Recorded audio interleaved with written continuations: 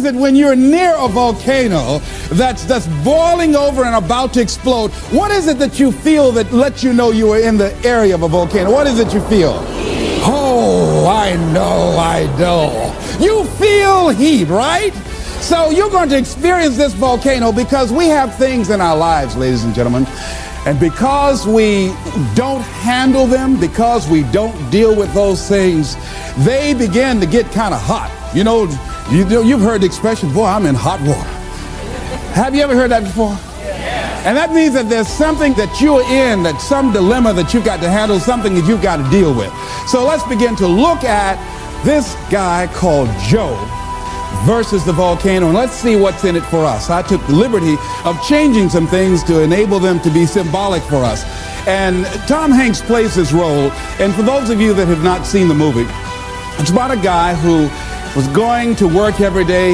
It was very depressing. I mean, when you see it, I mean, the photography is very dingy looking and gray and very dim lighting, and the people are going in looking drab, doing the same old thing every day in the same old way. Some of you work with people like that. There are faces that you wish you never ever saw. Am I right? I mean, if you never saw them again, it would be too soon. Am I right? Of course, right. So this is what was going on. This guy was going into this job where it was a dead-end job. He wasn't happy. He was miserable, and many of us can identify with that. He knew that he was capable of doing more, but he had really given up on himself. He had really sold himself out.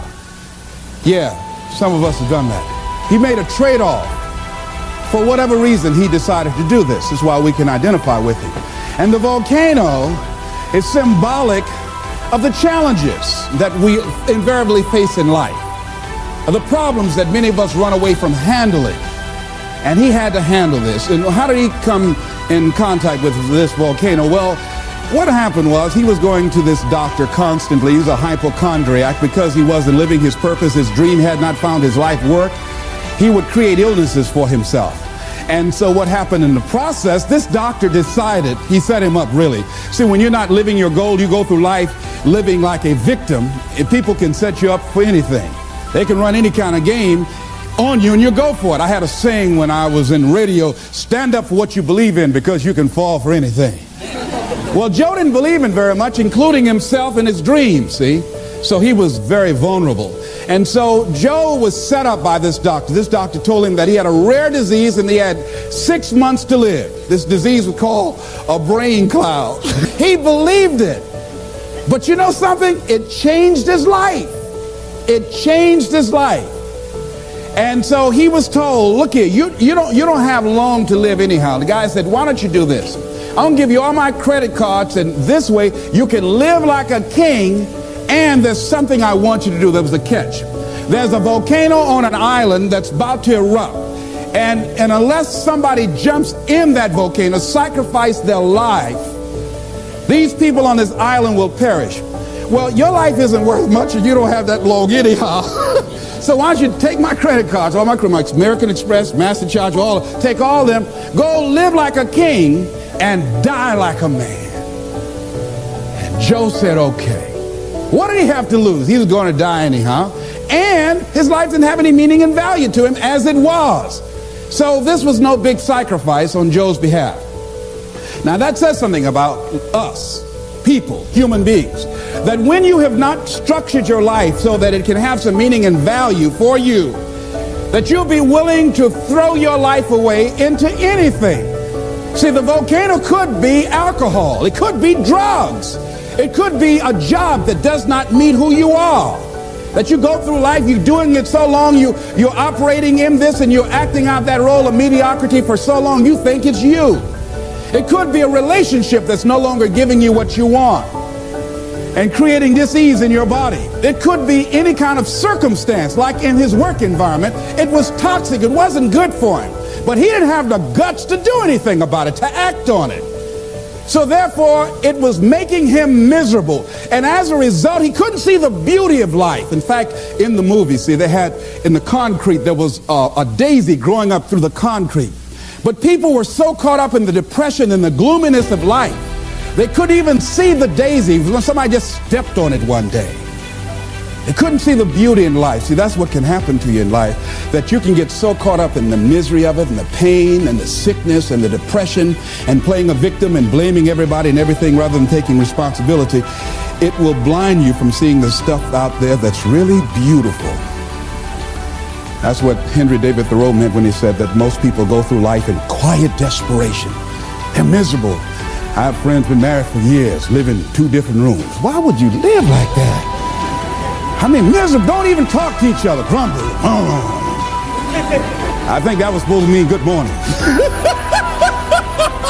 Miserable, just making each other miserable. Why live like that? People go to work like that. I said, why even show? I used to work with a guy like that. You couldn't say good morning to him before 9 o'clock. He'd look around and say, does he know me? Anybody know me? No, you don't talk to me before 9 o'clock. I don't play that, all right? I mean, there are people like, how many ever work with people that are just grumps? Raise your hand, just miserable. Why show up? Come in complaining every day. The best day on the job is when they're absent. So this is where Joe was. So this doctor told Joe, hey man, you're going to die with this brain cloud. And you know something? All of Joe's other illnesses left. Joe decided to live. Joe decided to live his life. Now that is interesting. A psychiatrist did a study and he was talking about how his patients reacted when they got information that they were going to die immediately. He said that many of these patients that had gone through years of therapy that should have been making decisions about their careers or about their marriage or about their circumstances, and somehow or another they were stuck and didn't have the personal power or the wherewithal or the willpower to act in their own best interest. But when they were told, listen, you got 3 months to live or you got 6 months to live, all of a sudden these people who were initially victims or powerless, all of a sudden they started acting in their own best interest. They started living their lives. And it's amazing to me that what a paradox, that once people are told they're going to die, all of a sudden they start seeing the daisies in life. They start seeing the beauty in life. I remember it's a monologue, and it's called The Last Mile. It's a monologue about a guy who was sentenced to die in the electric chair for a crime that he did not commit. And he was pleading to the jury to understand his case. And I remember one of the parts of the monologue where this guy talking to the jury and talking to himself and going the whole gamut of emotion. And I remember something he said that struck me right now. He said, you know, he said, it's queer, ain't it? How even though life has done you wrong, somehow you still want to live. He said, you never again find me complaining about life has given me a short deal. No, I just want to live. I take the park benches, the crumbs, anything. I just want to live. But they're not going to let me, are they? All of a sudden, this guy who before, from Sloats Corner, Indiana, never really cared about life, all of a sudden, now that he knew that his life was going to be taken away for a crime that he did not commit, he wanted to live. It's a very passionate, powerful monologue. I used to read that quite often and study that. So what is it that we can begin to do? Do we have to get a pronouncement that we only have 6 months to live in order to decide to live? In order to live in a spirit of integrity?